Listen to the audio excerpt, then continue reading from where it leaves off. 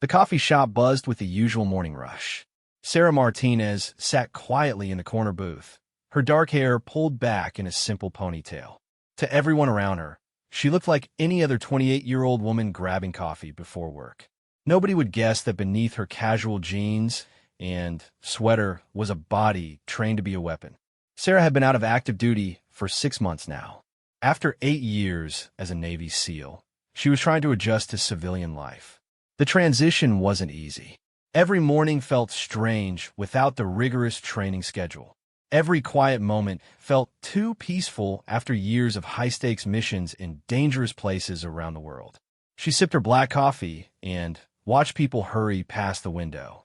Business people checking their phones. Students with backpacks rushing to class. Mothers pushing strollers. It was a different world from the one she knew. A world where people worried about being late for meetings instead of staying alive. The bell above the door chimed as 3 men entered. Sarah's trained eyes automatically assessed them. Late 20s, early 30s. The way they moved told her they thought they owned every room they walked into. Their loud voices cut through the morning chatter as they demanded attention from the teenage barista behind the counter. "Hey, sweetheart, make mine extra strong," the tallest one called out, his voice dripping with false charm. "I had a long night, if you know what I mean." The girl behind the counter, probably 17 or 18, smiled politely, but Sarah could see the discomfort in her eyes. The second man, stocky with arms covered in tattoos, leaned against the counter, getting too close to the young woman's space. "What time do you get off work?" he asked with a grin that made Sarah's skin crawl. "Maybe we could show you a good time." The third man, thin with greasy hair, laughed too loudly at his friend's comment. Sarah watched as the barista took a step back, her smile becoming forced and nervous. "I'm sorry, I'm just here to work," the girl said quietly, trying to maintain her customer service politeness while clearly wanting the interaction to end. "Come on, don't be like that," the tall one pressed. "We're nice guys. We just want to be friendly." Sarah had seen this type before. Men who thought intimidation was charm. Men who enjoyed making others uncomfortable because it made them feel powerful. In her years of service, she had encountered bullies in many forms. Some wore enemy uniforms. Others were the faces of seemingly ordinary people. The girl behind the counter was visibly shaking now as she prepared their drinks. Her hands trembled as she worked the espresso machine. The 3 men continued their harassment, making increasingly inappropriate comments about her appearance and asking personal questions she clearly didn't want to answer. Other customers in the shop noticed what was happening. Some glanced over with concern, but looked away quickly. A few people gathered their things and left, not wanting to get involved. Sarah understood the instinct. Most civilians weren't trained to handle confrontation. They hoped someone else would step in, or that the situation would resolve itself. But Sarah wasn't most civilians. She had spent years learning that sometimes the right thing to do was also the dangerous thing to do. She had been trained to assess threats and neutralize them before they escalated. Everything in her training told her the situation was heading somewhere bad. She finished her coffee and stood up slowly, her movements casual and relaxed. Years of tactical training had taught her that appearing calm was often the best way to control a situation. She walked to the counter as if she was just another customer waiting to order. "Excuse me," she said politely to the 3 men. "Could I get through to order?" The tall one turned to look at her, his expression annoyed at being interrupted. Up close, Sarah could smell alcohol on his breath. They had been drinking probably all night. This made them more unpredictable and potentially more dangerous. "Wait your turn, lady," he said dismissively, turning back to continue harassing the barista. Sarah positioned herself so she had a clear view of all 3 men and the exits. Old habits from combat zones died hard. She always knew where the exits were and who might be a threat. Right now, these 3 men were definitely a threat to the young woman behind the counter. "Please," the barista whispered, and Sarah could hear the fear in her voice. "I really need to help other customers." "You need to help us first," the stocky one said, reaching across the counter to touch the girl's hand. "We're not done talking to you." The barista pulled her hand away quickly, tears starting to form in her eyes. That was when Sarah decided she couldn't wait any longer for the situation to resolve itself. "Hey," Sarah said, her voice still calm but carrying a tone of authority that made all three men turn to look at her. "She asked you to leave her alone. Maybe you should listen." The tall one laughed, but it wasn't a friendly sound. "And what are you going to do about it if we don't?" Sarah looked him directly in the eyes. In her years as a SEAL, she had faced down enemy soldiers, terrorists, and some of the most dangerous people in the world. A drunk bully in a coffee shop didn't intimidate her. "I'm asking you nicely to stop bothering her, and either order something or leave," Sarah said quietly. The three men exchanged looks. They seemed to be communicating something without words. Sarah recognized the dynamic. They were pack hunters, used to working together to intimidate their targets. They thought they had found another easy victim. "Listen, lady," the greasy-haired one said, stepping closer to Sarah. "This isn't your business. Why don't you mind your own business before you get hurt?"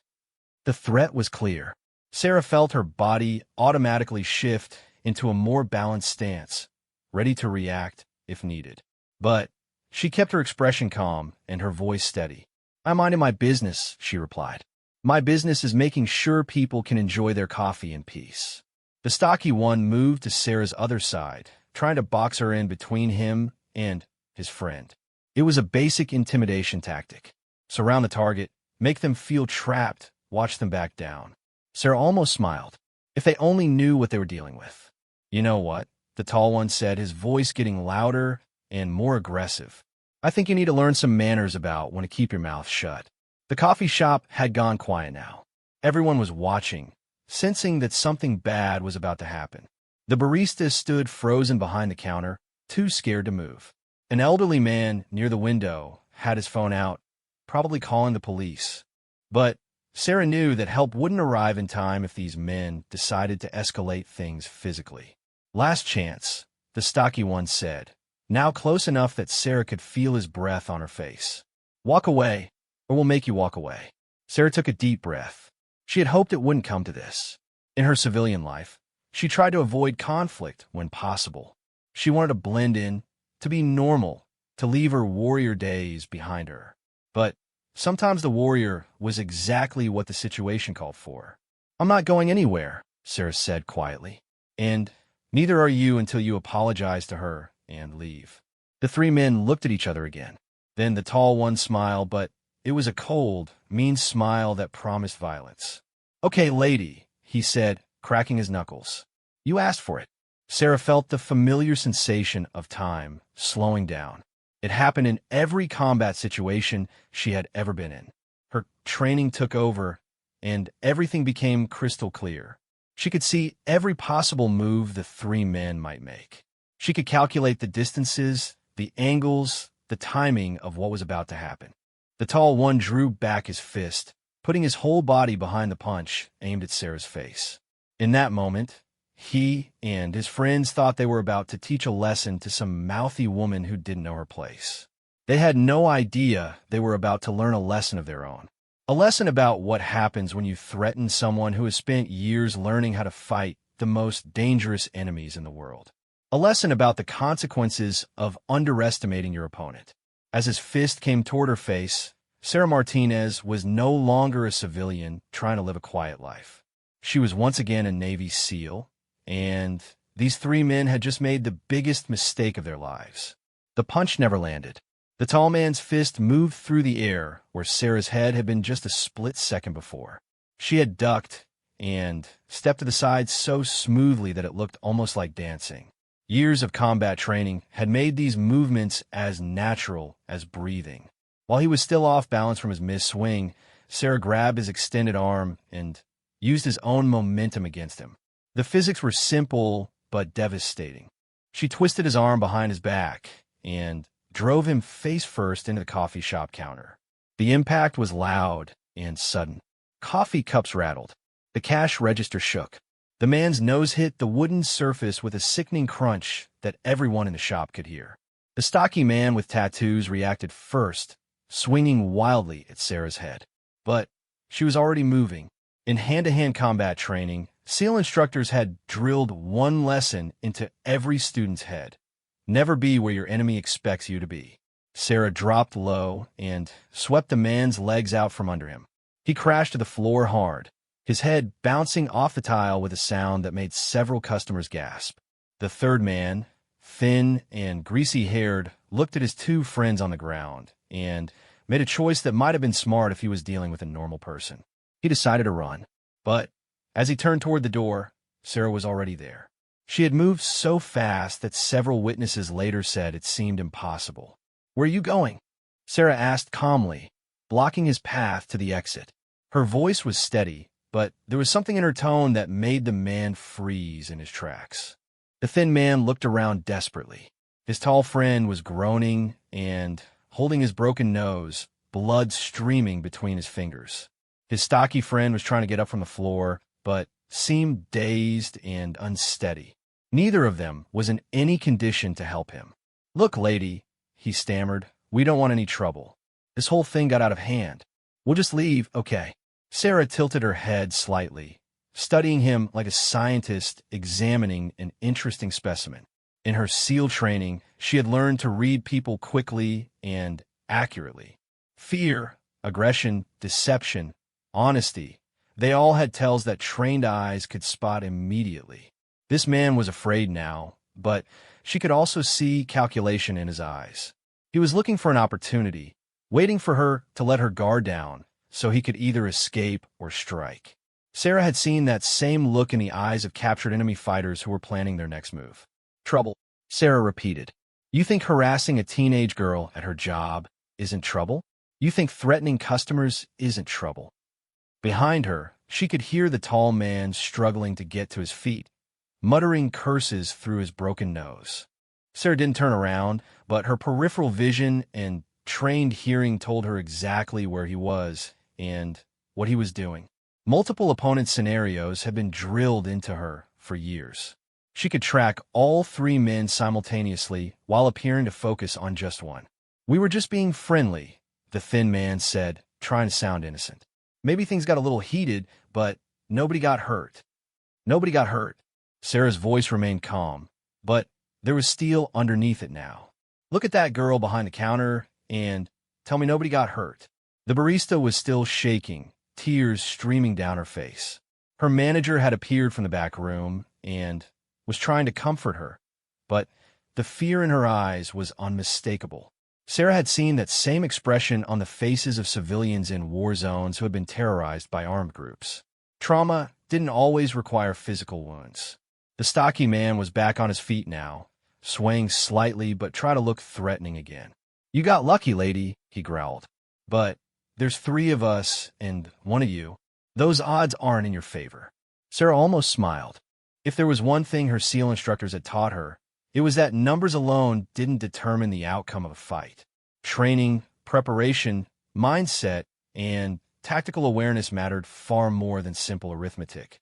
"You're right," she said, still watching the thin man while tracking the other two with her peripheral vision. "The odds aren't in your favor." The tall man wiped blood from his nose and looked at his hand in disbelief. Sarah could see him processing what had just happened. He had thrown what he thought was a surprise punch at an unsuspecting woman, and somehow he was the one who ended up injured. The confusion in his eyes was mixed with growing anger. "You think you're tough?" he snarled. "Let's see how tough you are when we all come at you together." Sarah shifted her stance slightly, barely noticeable to the untrained eye, but putting her in perfect position to defend against attacks from multiple angles. Her years of training had included countless scenarios involving multiple attackers. The key was never to let them coordinate their assault, to keep moving so they couldn't surround her effectively. "I'm giving you one more chance," Sarah said, her voice still calm despite the escalating situation. "Walk out of here now, and this ends.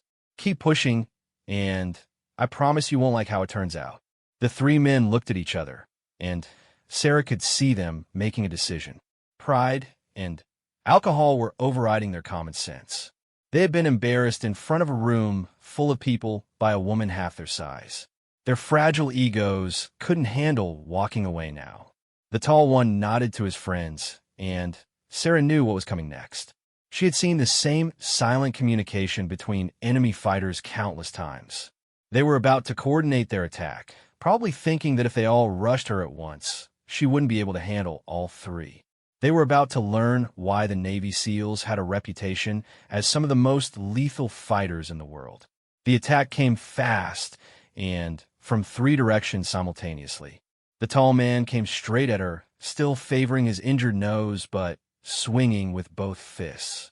The stocky man circled to her left, trying to tackle her legs. The thin man went right, reaching for what looked like a knife in his pocket. But Sarah was no longer thinking like a civilian trying to avoid conflict.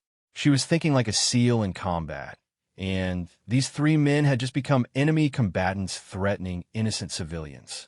The thin man with the knife was the most dangerous threat, so he got her attention first. Sarah moved toward him instead of away, closing the distance before he could fully draw his weapon. She grabbed his wrist and applied a joint lock that made him scream and drop the knife. Then she used him as a shield, positioning his body between her and the other two attackers. The stocky man couldn't stop his tackle in time and crashed into his own friend instead of Sarah. Both men went down in a tangle of limbs. The tall man, seeing his friends on the ground again, hesitated for just a moment.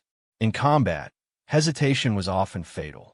Sarah released the thin man, who crumpled to the ground holding his wrist, and focused on the tall one. He was bigger and stronger than her, but size and strength meant nothing if you didn't know how to use them effectively. Sarah stepped inside his reach and delivered a precise strike to his solar plexus that dropped him to his knees, gasping for breath. The entire fight had lasted less than 30 seconds. Three grown men who had thought they could intimidate and overpower one woman were now on the ground, injured and defeated. The coffee shop was completely silent except for the sound of heavy breathing and groans of pain. Sarah stood in the middle of the chaos, barely breathing hard, her clothes not even wrinkled. To the amazed witnesses, it looked like she had barely moved, but somehow three aggressive men were now completely neutralized. The barista stared at Sarah in shock and awe. The other customers were pulling out their phones, some calling for help, others recording video of the aftermath. The elderly man who had called police earlier was speaking rapidly into his phone, trying to explain what he had just witnessed. Sarah looked down at the three men on the ground and felt no satisfaction in their defeat. This wasn't a victory to celebrate. It was just a problem that had needed solving. In her SEAL mindset, there were threats to innocent people, and those threats had been neutralized. Nothing more, nothing less. The tall man looked up at her from his position on the floor, his eyes wide with shock and newfound respect. Blood was still flowing from his broken nose, and he was struggling to breathe normally after the strike to his chest. What are you?" he gasped. Sarah looked down at him with the same calm expression she had maintained throughout the entire encounter. "I'm someone you should have left alone," she said quietly. "All three of you are going to stay exactly where you are until the police arrive. If any of you try to move, you'll discover that what just happened to you was me being gentle." The threat was delivered in such a matter-of-fact tone that none of the three men even considered testing whether she was bluffing. Something about the way she stood over them, completely relaxed but obviously ready for more action, convinced them that cooperation was their only smart option. Outside, the sound of sirens was growing closer. Someone had called for an ambulance as well as police. Sarah realized that her brief return to civilian life was about to become a lot more complicated. The police arrived within minutes, their sirens cutting through the morning air like a warning to anyone else who might be thinking about causing trouble. Sarah had positioned herself between the three injured men and the other customers, maintaining a protective stance that had become second nature during her military service. Officer Jessica Chun was the first through the door, her hand resting on her service weapon as she quickly scanned the scene. She was a 10-year veteran of the force and had seen plenty of bar fights and domestic disturbances, but this looked different. Three large men were on the ground in various states of injury, while a relatively small woman stood nearby, looking completely unruffled. "I'm Officer Chun," she announced to the room. "Can someone tell me what happened here?" Multiple voices started talking at once. Customers were eager to share what they had witnessed, their words tumbling over each other in excitement and disbelief. The barista's manager was trying to explain while comforting his shaken employee. The three men on the ground were groaning and making their own attempts at explaining their version of events. Officer Chun held up her hand for silence. Years of experience had taught her that the best way to understand a chaotic situation was to hear from witnesses one at a time. She looked at Sarah, who seemed to be the calmest person in the room. "Ma'am, I'm going to need to speak with you. Are you injured?" Sarah shook her head. "I'm fine, officer." These three men were harassing the young woman behind the counter. When I asked them to stop, they became aggressive and threatened physical violence. I defended myself. The tall man, still holding his broken nose, tried to interrupt. "She attacked us. We were just talking to the girl, and this crazy woman went psycho on us." Officer Chun had been a cop long enough to recognize when someone was lying. The man's story didn't match what she was seeing.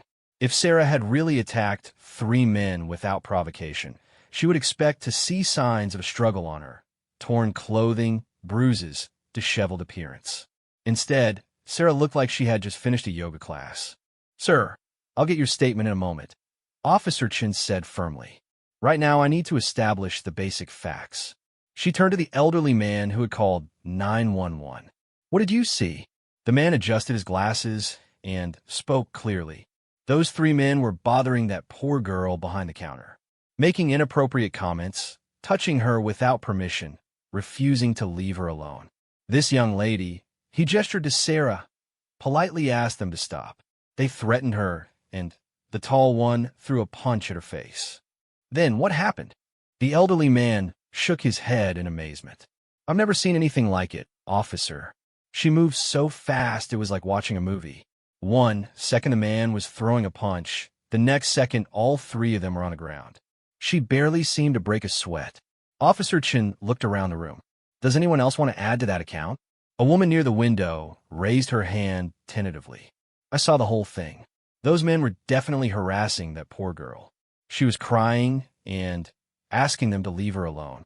When this lady tried to help, they got aggressive with her too."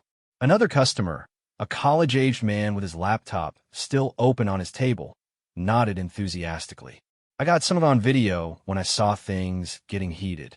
You can clearly see them threatening her before she defended herself." Officer Chun felt the familiar satisfaction of a case that would be easy to resolve. Multiple witnesses telling the same story, video evidence, and a clear pattern of escalating aggression from the alleged perpetrators.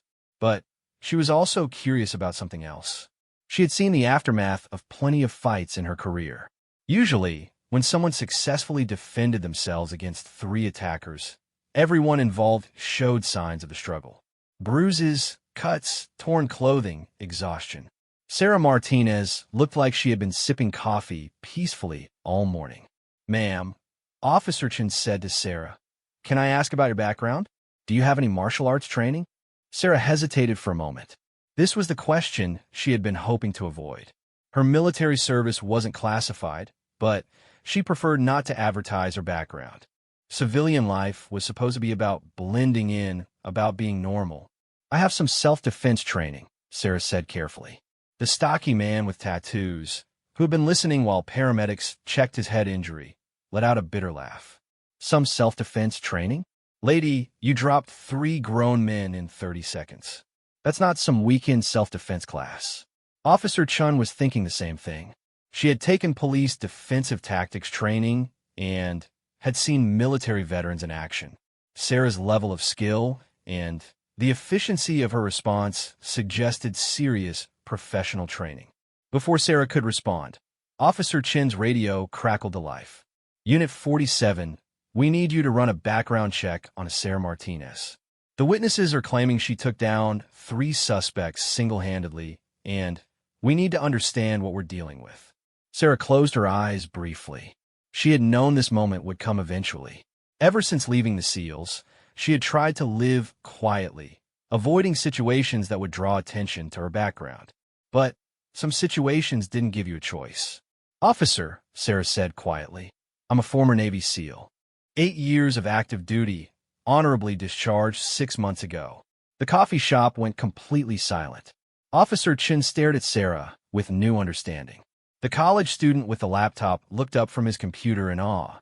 Even the three injured men stopped complaining and looked at Sarah with expressions of shock and dawning comprehension. Navy SEAL, Officer Chen repeated. That explained a lot. The tall man with the broken nose was staring at Sarah like he was seeing her for the first time. A Navy SEAL? He said weakly. You're telling me we tried to fight a Navy SEAL? Sarah looked at him without sympathy.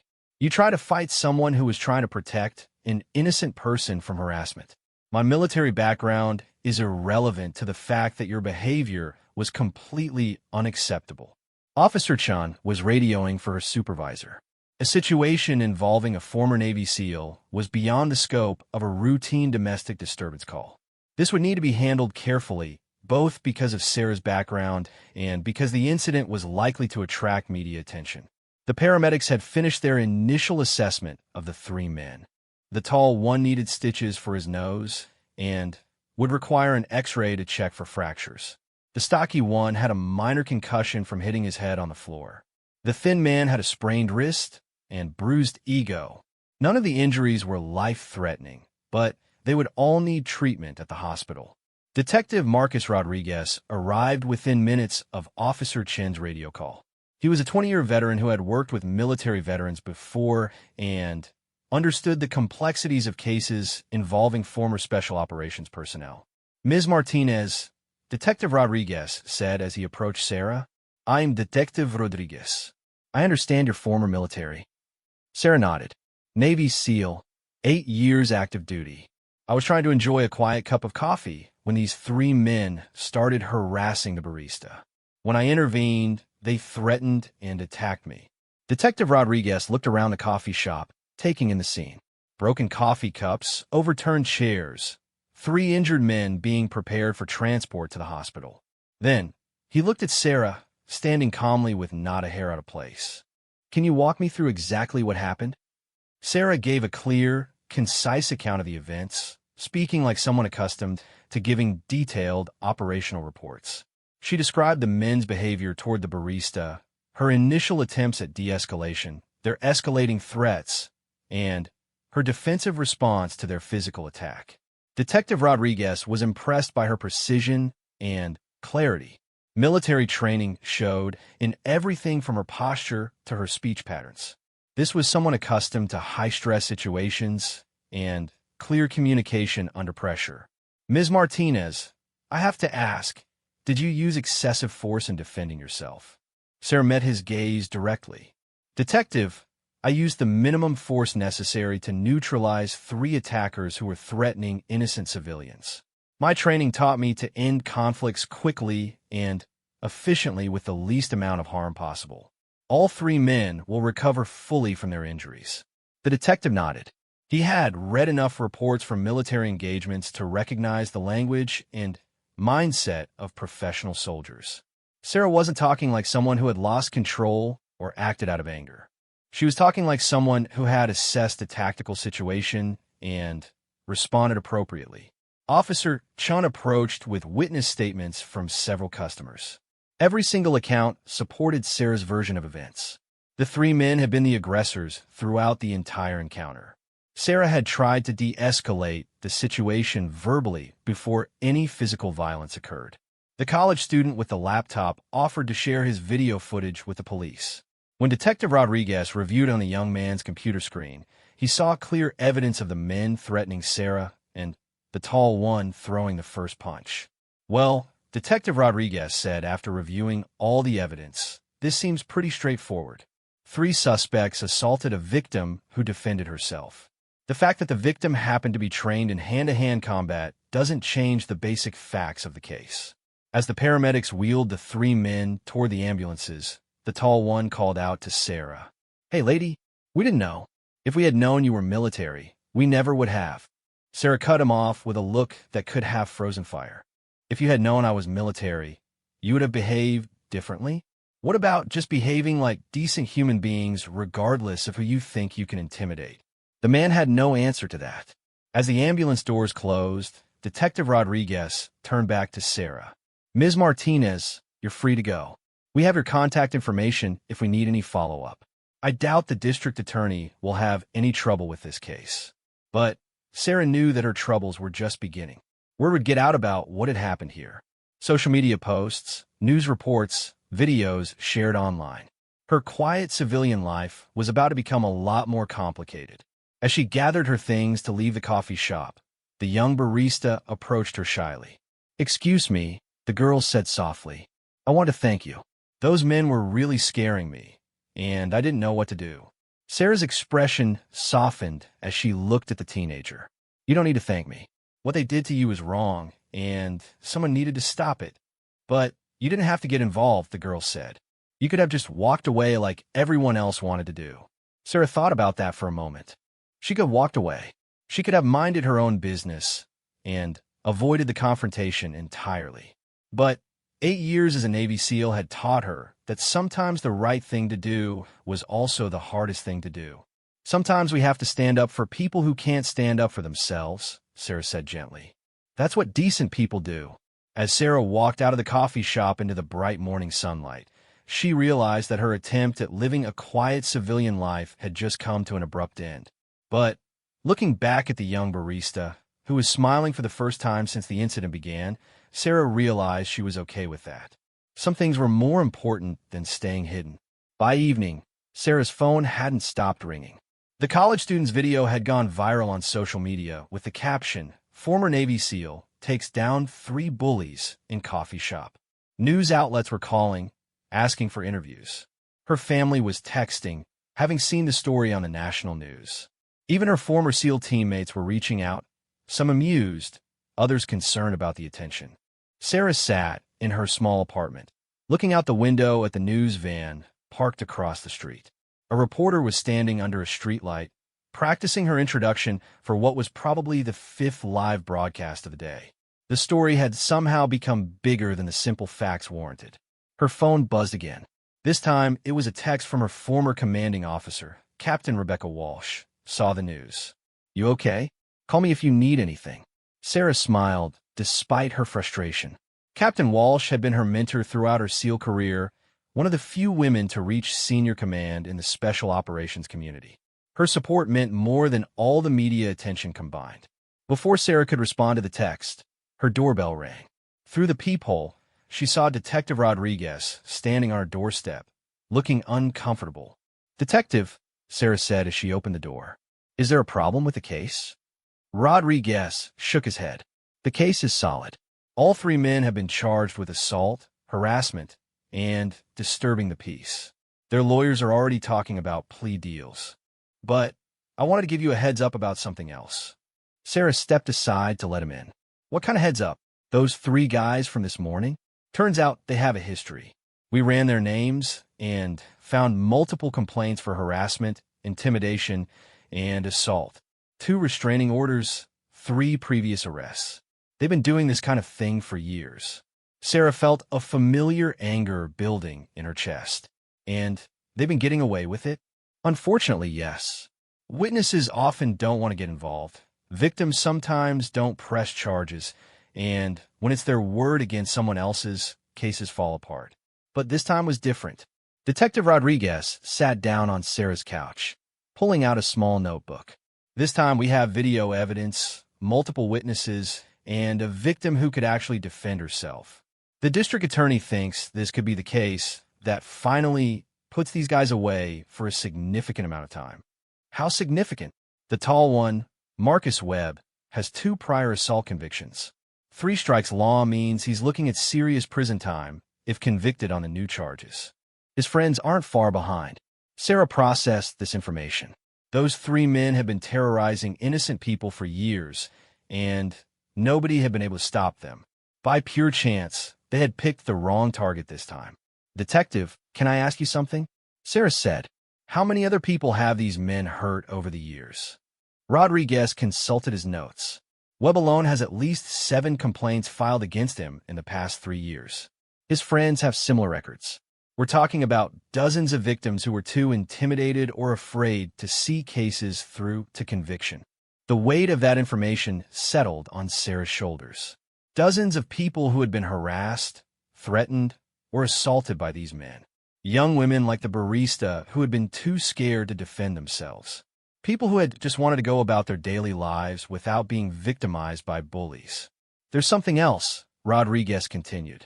Since the story went viral, we've had 12 more people come forward with complaints about these three men. People who were too scared to report incidents before are now finding the courage to speak up. Sarah looked out her window at the news van. Because they saw that someone finally stopped them? Exactly. Your actions this morning didn't just protect one scared teenager. They gave a voice to everyone these men have victimized over the years. After Detective Rodriguez left, Sarah sat alone in her apartment thinking about unintended consequences. She had simply tried to protect a young woman from harassment. She never intended to become a symbol or start a movement. But sometimes individual actions had ripple effects that spread far beyond their original purpose. Her phone rang again.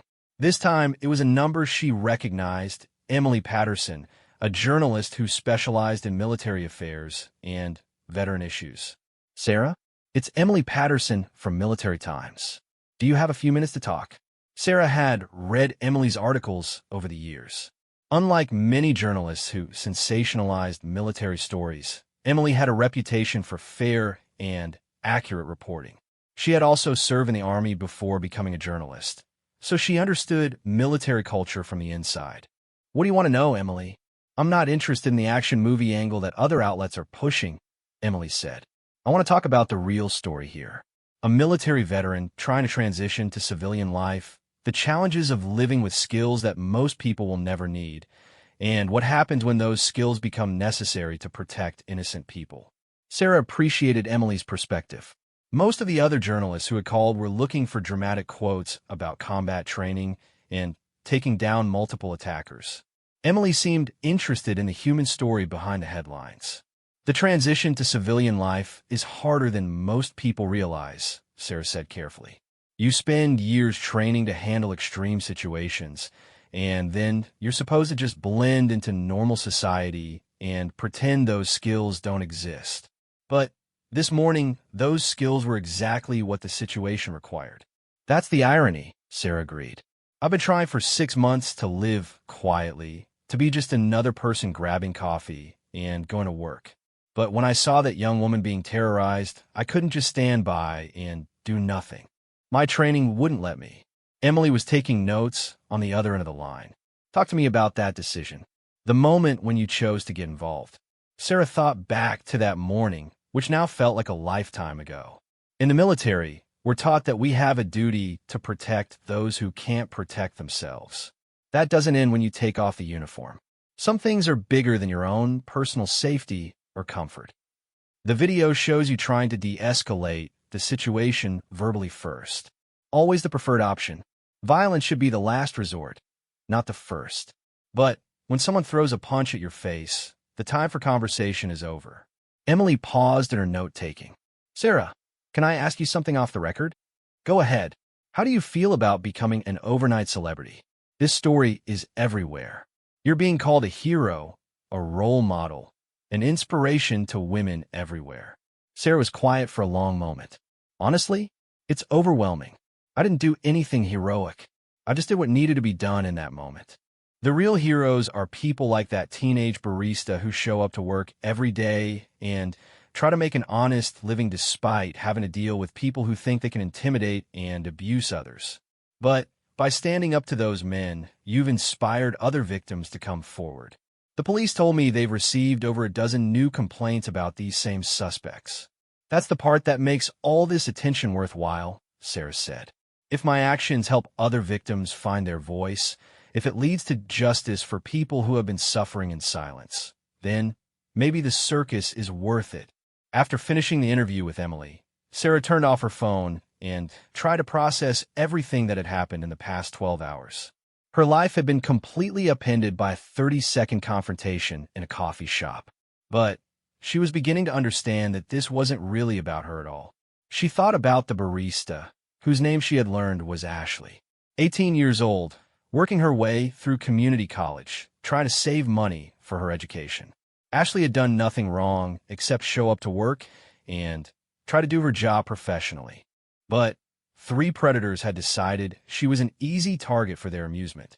Sarah thought about the dozens of other victims who were now finding the courage to speak up. People who had been carrying the trauma of harassment and assault for months or years, too afraid to report it because they thought no one would believe them or that nothing would be done. She thought about her fellow veterans who were struggling with similar transitions from military to civilian life. Many of them had contacted her throughout the day, sharing their own stories of feeling lost and purposeless after leaving the service. Some had thanked her for showing that military training could be used to protect innocent people, not just in war zones, but in everyday life. As the news van across the street finally packed up and drove away, Sarah realized that her quiet civilian life was over permanently. But maybe that wasn't such a bad thing. Maybe some people weren't meant to live quietly in the shadows. Her phone, which she had turned back on to check for messages from family, showed 17 missed calls and 43 text messages. But one message stood out from all the rest. It was from Ashley, the young barista. "Hi, Sarah. I got your number from the police report. I just wanted to thank you again for what you did today. But I also wanted you to know that because of your example, I've decided to press charges against my ex-boyfriend who used to hit me. I was always too scared before, but after seeing how you stood up for me, I realized I need to stand up for myself too. Thank you for showing me that it's possible to fight back." Sarah read the message 3 times, feeling a mix of pride and responsibility. Ashley was just 18 years old, but she had found the courage to take control of her life and seek justice for past abuse. That courage had come from seeing someone else refuse to be intimidated by bullies. As Sarah prepared for bed that night, she realized that her military service hadn't ended when she left the SEALs. It had just taken a different form. Instead of protecting democracy overseas, she was now protecting innocent people in her own community. The mission had changed, but the core purpose remained the same. Tomorrow would bring new challenges.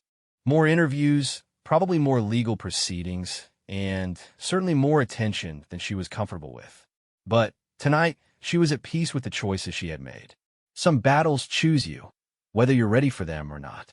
And sometimes fighting those battles opens doors you never knew existed. 6 months later, Sarah stood in front of a packed auditorium at the local community college. The same community college where Ashley was studying, using money she had saved from her coffee shop job. The irony wasn't lost on either of them. "The question I get asked most often," Sarah said to the audience of young women, "is whether I regret getting involved that morning, whether I wish I had just minded my own business and avoided all the attention that followed." The audience was completely silent, hanging on her every word. Sarah had become an unlikely spokesperson for self-defense awareness and bystander intervention. What had started as a simple act of protection had evolved into a movement that was spreading across the country. "The answer is no," Sarah continued.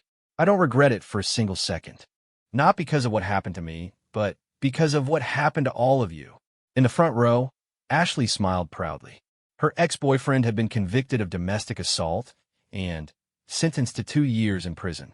Ashley herself had become an advocate for other young women facing similar situations. The scared teenager who had been trembling behind a coffee shop counter had found her voice and was using it to help others. In the 6 months since that morning, over 200 women have contacted our self-defense program, Sarah said.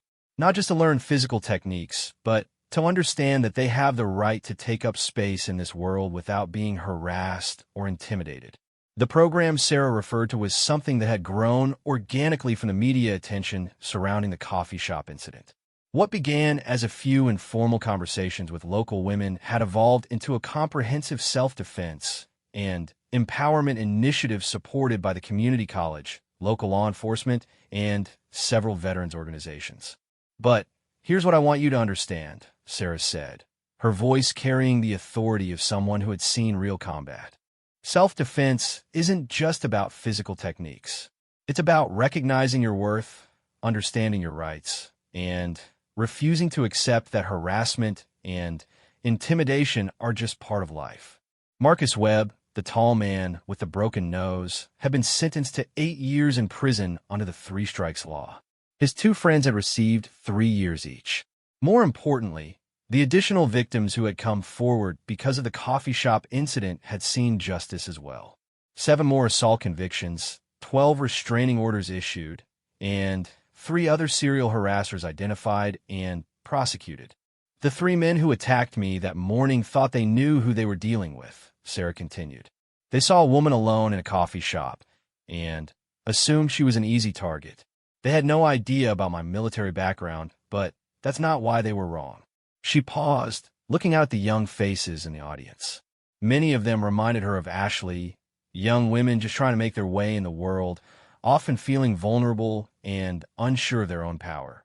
They were wrong because every person in this room has value and deserves to be treated with respect. They were wrong because harassment and intimidation are not acceptable behaviors that we have to tolerate.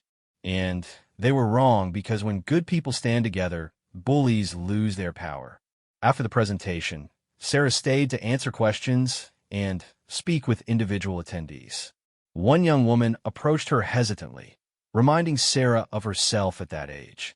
"Ms. Martinez," the student said quietly, "I'm being stalked by someone from my apartment complex. He follows me to my car, shows up at my work, leaves notes under my door. The police say they can't do anything until he actually hurts me. What am I supposed to do?" Sarah felt the familiar anger that came whenever she heard stories like this. The system was supposed to protect people like this young woman, but too often it failed until after the damage was done. "What's your name?" Sarah asked. "Jessica." "Jessica, I want you to document everything. Dates, times, what he said or did, any witnesses. Take photos of the notes he leaves. Report every incident to police, even if they say they can't do anything. You want a paper trail. And I want you to come to our self-defense classes next week." Sarah pulled out a business card for the program. "More importantly, I want you to contact Detective Rodriguez. Tell him I referred you. He's been working with us to develop better protocols for stalking cases." Jessica took the card with shaking hands. "Do you really think it will help?" "I think you deserve to live your life without fear," Sarah said firmly. "And I think there are people willing to help you make that happen." As the auditorium emptied, Ashley approached Sarah. The young woman had grown visibly more confident over the past months. She stood straighter, made direct eye contact, and carried herself with an assurance that hadn't existed 6 months ago. "How many more of these presentations do you have scheduled?" Ashley asked. 12 more this semester, 8 next semester," Sarah replied. "The program is expanding faster than we ever imagined. We're getting requests from high schools, colleges, women's shelters, and community centers across 3 states. Ashley nodded thoughtfully. "I've been thinking about what you said last week, about finding ways to turn our experiences into tools to help others." "What do you mean?" "I want to become a social worker," Ashley said. "I want to work with domestic violence victims and help them navigate the legal system. I know what it feels like to be scared and powerless. I think that experience, combined with proper training, could help me reach people who might not trust someone who hasn't been through it." Sarah felt a surge of pride and admiration for the young woman. Ashley had taken the worst experience of her life and decided to use it as a foundation for helping others. That kind of courage was rarer than any military skill Sarah had ever learned. "That's an incredible goal, Ashley. Have you looked into the requirements?" "I'm already taking the prerequisite courses. Detective Rodriguez connected me with a victim's advocate who's helping me plan my academic path. I should be able to start the social work program next fall." As they walked out of the auditorium together, Sarah reflected on how much both of their lives had changed since that morning in the coffee shop. Ashley had found her voice and her purpose. Sarah had discovered that her military service could continue in civilian life, just with a different mission focus. "Can I ask you something?" Ashley said as they reached the parking lot. "Of course. Do you ever wonder what would have happened if you hadn't been in that coffee shop that morning? If someone without your training had been there instead?" Sarah had thought about that question many times. "I think someone else would have stepped up eventually. Maybe not with the same result, but I believe there are more good people than bad people in this world. Sometimes they just need to see someone else take the first step. But you were the right person at the right time. Maybe, or maybe I was just someone who couldn't walk away from a situation that demanded action. The real heroes are people like you, Ashley. People who survive trauma and decide to use their experience to protect others. As Sarah drove home that evening, she thought about the unexpected path her life had taken. 6 months ago, she had been struggling to find purpose in civilian life, feeling disconnected from the mission-driven existence that had defined her adult years. Now she was busier than she had ever been in the military, but with a different kind of fulfillment. The coffee shop incident had taught her that the skills and mindset of a Navy SEAL didn't have to be left behind when a uniform came off. Protection, service, and standing up for those who couldn't defend themselves. These values translated perfectly to civilian life. Her phone rang as she pulled into her driveway. It was Captain Walsh, her former commanding officer, calling for their weekly check-in. "How did the presentation go today?" Captain Walsh asked. "Really well. We had about 200 people in attendance, and at least 30 signed up for the self-defense classes on the spot. Any interesting questions?" A young woman being stalked by her neighbor. "Detective Rodriguez will be hearing from her tomorrow." Captain Walsh was quiet for a moment. "You know, Sarah, when you first left the service, I was worried about how you'd adjust to civilian life. A lot of our people struggle with the transition. I struggled too for a while. But you found a way to continue serving, just in a different capacity. You're probably having more direct impact on individual lives now than you did in some of our overseas operations." Sarah thought about that observation. In the military, success was often measured in strategic terms. Missions completed, objectives achieved, threats neutralized. But the work she was doing now was measured in individual transformations. Ashley's newfound confidence. Jessica's determination to report her stalker. The dozens of women who had learned they didn't have to accept harassment as a normal part of life. "Captain, can I ask you something? Do you think I made the right choice that morning? Getting involved when I could have just walked away?" "Sarah, in 8 years of service, you never once walked away from a situation where innocent people needed protection. Why would you start in civilian life?" That night, Sarah opened her laptop to review applications for the expanded self-defense program. They had received funding from several veteran organizations and a grant from the state to offer classes in underserved communities. The program that had started as an accident was becoming a legitimate force for positive change. One application stood out from the others. It was from a 15-year-old high school student whose older sister had been sexually assaulted at a party. The girl wanted to learn self-defense, not for herself, but so she could teach other young women at her school. Sarah approved the application immediately, then sent an email to Ashley asking if she would be interested in helping mentor some of the younger program participants. The response came back within minutes. "Absolutely. When do we start?" As Sarah prepared for bed, she looked at the framed photo on her nightstand. It was a picture of her SEAL team from her last deployment, taken just before they rotated home. 8 warriors who had served together in some of the most dangerous places on Earth. She wondered what they would think of her civilian mission. Probably they would understand that the work was the same, even if the battlefield had changed. Protecting innocent people from predators. Standing up to bullies who thought they could intimidate those weaker than themselves. Refusing to let fear win. Sarah Martinez had spent 8 years as a Navy SEAL, but her most important mission had started in a coffee shop on an ordinary Tuesday morning. Sometimes the most significant battles are fought not in foreign countries against declared enemies, but in everyday places against the cruelty and indifference that threaten to make the world a little darker. 6 months ago, 3 men had made the mistake of thinking they could intimidate and assault an innocent young woman. They had no idea they were about to encounter someone who had spent her adult life learning that some things are worth fighting for, no matter the personal cost. The consequences of their attack had rippled outward like stones thrown into still water, creating waves of change that were still spreading months later. Victims finding their voices, predators facing justice, young women discovering their own strength. Sarah fell asleep that night knowing that tomorrow would bring new challenges, new opportunities to serve, and new chances to prove that one person standing up for what's right can change more lives than they ever imagined possible. The coffee shop incident was over, But the movement it had started was just beginning.